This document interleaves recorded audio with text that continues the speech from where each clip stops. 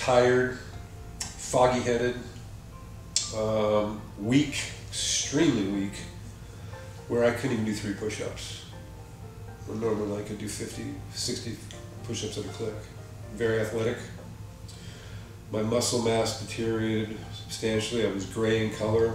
My eyes even started yellowing. And if I got out of the shower and lifted my arms, completely gray in the armpits.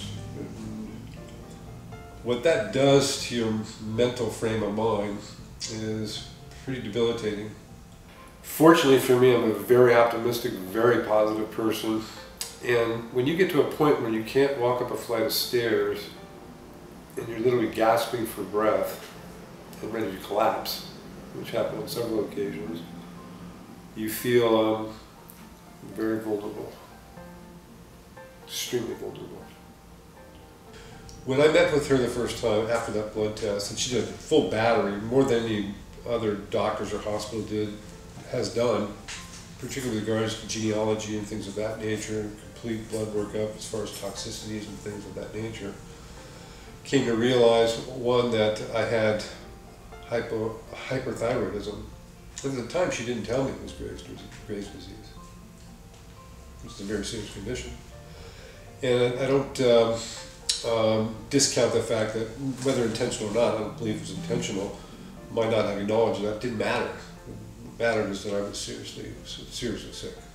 She said, first things first, we need to calm your body down, which meant a regimen of supplements, evening primrose oil, your fish oils, things of that nature, joint relief, the body inflammatory protein drinks with all the supplements and things of that nature, coupled with a very regimented anti-inflammatory diet. And she handed me this piece of paper, and this piece of paper had what you're not allowed to eat. And you're looking at this thing and you gotta be kidding me.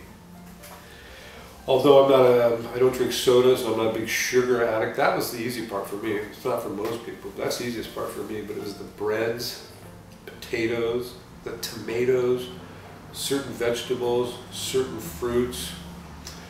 I knew that I could do it, because knowing how disciplined I can be in my eating habits and routines anyway, I knew I could do that, but I had to do it. And I did do it. The breads was the hardest one, by the way. Extremely difficult to eliminate bread from your diet. Because you get to this plateau where you're increasing and getting better and better and better, gradually creeps up, and then you get to this one level where you still think that you know that there's got to be improvement. And just in this last year that has occurred. So it's taken to get to that point where I'm almost, I feel 100% back. My exercising, my breath, my endurance, no more fogginess in the morning when I wake up. Because that would last, not every day, but most of the time when you wake up, it's still this fog. I would put it in terms of shaking the cobwebs out of my head, and sometimes it would take up to a half an hour. And the frequency of that has been substantially reduced. It's maybe once out of every 10 or 15 days, where it used to be every other day. And I directly relate that to the supplements that I take, which I'm very regimented about. Although it seems odd that you're taking handfuls of these when you're having your lunch or breakfast or dinner, but these are it's your lifeline. And knowing that they're supplements and not pharmaceuticals, big difference. You know, taking medicine, although it's my medicine, it's actually from natural foods and things of that nature. So it's just food to me.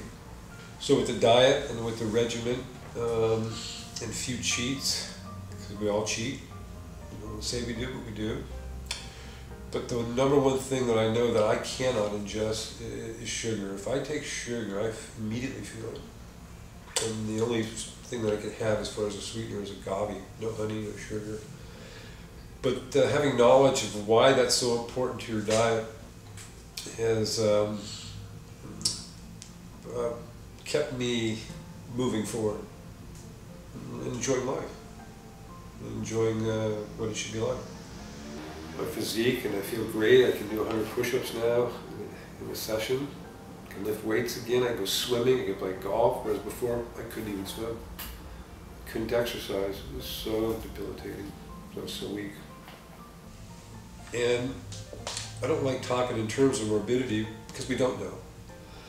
But certainly where I was at, and having to count every step just to walk 2 blocks to go to a store, just to keep your mind active, and literally doing that from and back, I remember those days.